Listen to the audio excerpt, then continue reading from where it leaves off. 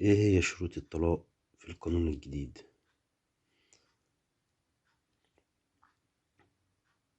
جاء في تعديلات قانون الطلاق لسنة 2022 بعد مواجهة النص القديم من القانون العديد من الثغرات، حيث تقدمت الحكومة إلى مجلس النواب في يناير من العام الماضي ليتم مناقشته، وتم الإحالة إلى اللجان الدستورية والتشريعية. تمام. ايه بقى هي الشروط الجديدة؟ 1. المادة رقم 44 قالت إن عقد الجواز بينتهي بالطلاق والخلع والفسخ والتفريق والوفاة. 2. المادة 45 قالت الطلاق والرجعة يتم من خلال الزوج، لا يجوز للزوج توكيل غيره في الطلاق إلا بوكالة رسمية في الأمور الزوجية وتسري لمدة 60 يوما من صدور التوكيل. 3. المادة رقم 46 بتقول أن يكون الزوج عاقلا مختارا واعيا لما يقول قاصد نطق الطلاق بمعرفة معناه، والطلاق منجزا ولم يقصد به اليمين على فعل شيء أو تركه. كما لا يقع الطلاق بألفاظ الكناية وإلا نوى المتكلم بها الطلاق، ولا نشأت النية في هذه الحالة إلا بإقرار المطلق. بينما العاجز عن الكلام يقع الطلاق عنده بالكتابة والتي يقصد بها إيقاعه، وعند العجز عن الكلام والكتابة فعليه بالإشارة المفهومة. 4. المادة 47 لوقوع الطلاق يجب أن يكون الزوجة في زواج صحيح غير ممتد.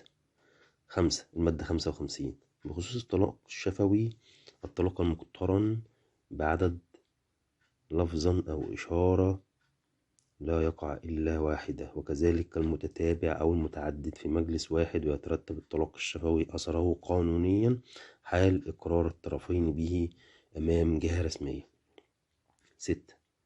المادة 52 كافة الطلاق يقع رجعيا إلا في حالة الطلاق بالدخول فإنه يقع بائنا، وكذلك الطلاق على بدل مالي والطلاق المكمل للثلاث، وما ينص على كونه بائنا في هذا القانون.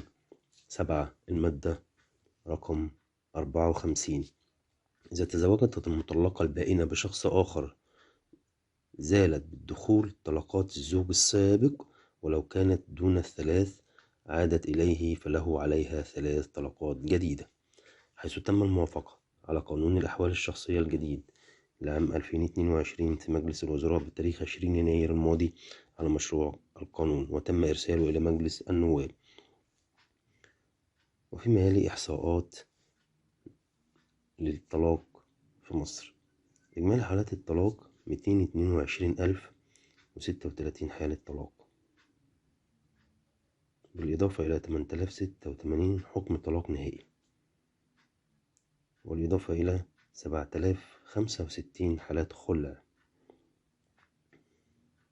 بينما تمت أحكام طلاق بسبب تغيب الزوج أكثر من المدة المسموح بها قانونا بنسبة 4% من إجمالي حالات الطلاق. وسجلت أعلى نسبة طلاق في الفئة العمرية من سن 30 لسن 35، وبلغ عدد الإشهادات بها 43,739، بينما سجلت أقل نسبة طلاق في الفئة العمرية من 18 إلى 20، حيث بلغ عدد الإشهادات 403 إشهاد. وسجلت أقل نسبة طلاق في الفئة العمرية 65 سنة فأكثر، حيث بلغ عدد الإشهادات بها 1362 إشهاد. تابعونا في القناة للاستفادة القانونية.